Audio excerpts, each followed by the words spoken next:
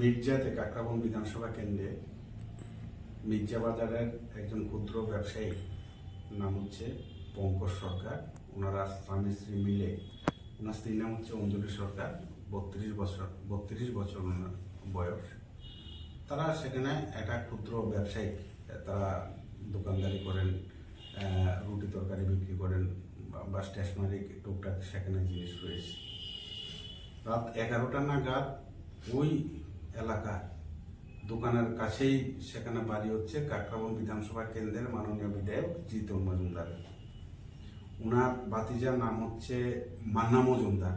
উনি আবার ওই স্থানীয় পঞ্চায়েতের, ভারতীয় জনতা পার্টির পঞ্চায়েতের সদস্য। কিঙ্কর দাস, আকাশ দাস এবং লিটন দাস, এই চারজনে মিলে অঞ্জলি সরকারের স্বামী পঙ্কজ সরকারকে খুব সেখানে মারধর করার যখন চেষ্টা করে, অঞ্জলি দাস সেটাকে তার মোবাইলে সেখানে ক্যামেরাবন্দি করে। কেন ক্যামেরাবন্দি করা হলো? স্বামীকেও প্রচন্ড মারধর করেছে এবং স্ত্রী অঞ্জলি সরকারকে সেখানে ব্রেড দিয়ে সেখানে তার শরীরে পুচিয়ে পুচিয়ে তাকে সেখানে জখম করা হয়েছে। তো এই অবস্থায় তাদেরকে মারধর করার পর আত্মরক্ষার স্বার্থে তারা স্বামী স্ত্রী সেখান থেকে পালিয়ে যায়। পরবর্তী সময়ে একটা অটো নিয়ে তারা কাকরাবন থানার সেখানে দ্বারস্থ হয়। তারা আমার উপর আক্রমণ করেছে। কাকরাবন বিধানসভা কেন্দ্রের এমএলএ জিতেন মজুমদারের ভাতিজা মান্না মজুমদারের নেতৃত্বে আমাদের উপর আক্রমণ করা হয়েছে। তারা অভিযোগ করার জন্য কাকরাবন থানায় যখন যায়, উদ্দেশ্য প্রণোদিতভাবে সেখানে কাকরাবন থানা তাদের মামলা নিতে সেখানে অস্বীকার করে, মামলা নেয়নি। তার পরবর্তী সময় তারা ডাক্তার দেখিয়ে রাত্রেবেলা সেখানে বাড়ি ফিরেছে। বাড়ি ফেরার পর সেখানে অঞ্জলি সরকার, ওনার স্বামী ঘরের মধ্যেই ছিলেন। ওনার স্ত্রী নাকি ওনার পঙ্কজ সরকারের মার সাথে, অর্থাৎ শাশুড়ির সাথে ঘুমিয়েছিলেন। পঙ্কজ সরকারও সেখানে আলাদা ঘুমিয়েছিলেন। সকালবেলা সেখানে প্রতিবেশীর থেকে খবর পাওয়া যায় যে অঞ্জলি সরকারের সেখানে শরীর পুরা অবস্থায়, অগ্নিদগ্ধ অবস্থায় সেখানে মৃত, পাশের একটা ক্লাবের সামনে সেখানে মাঠে সেখানে পড়ে আছে।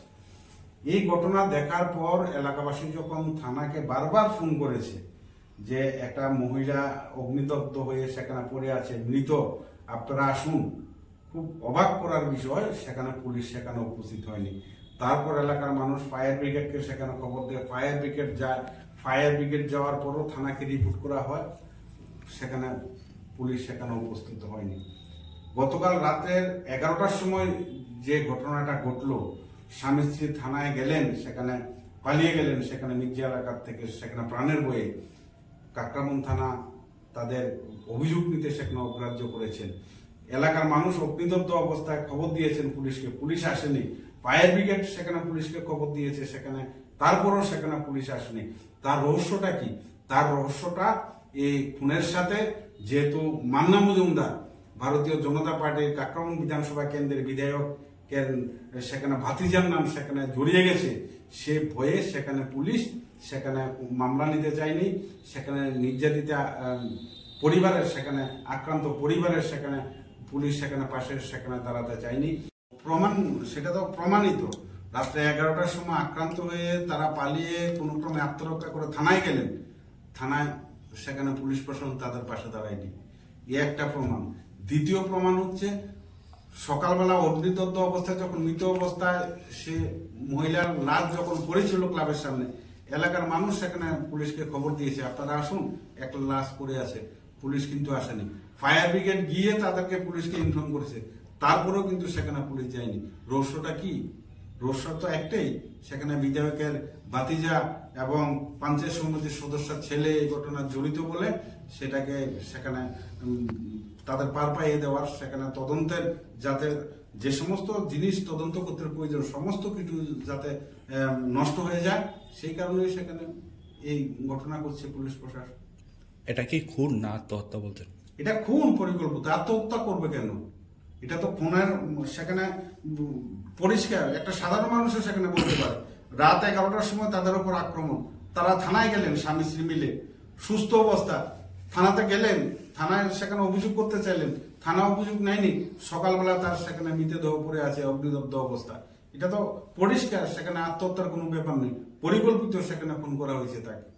আপনারা কি পুলিশ সুপারের সাথে নিশ্চয়ই সেখানে আমাদের এই ঘটনা নিয়ে আমাদের সেখানে মুভমেন্ট করার কথা ছিল, আন্দোলন করার কথা ছিল।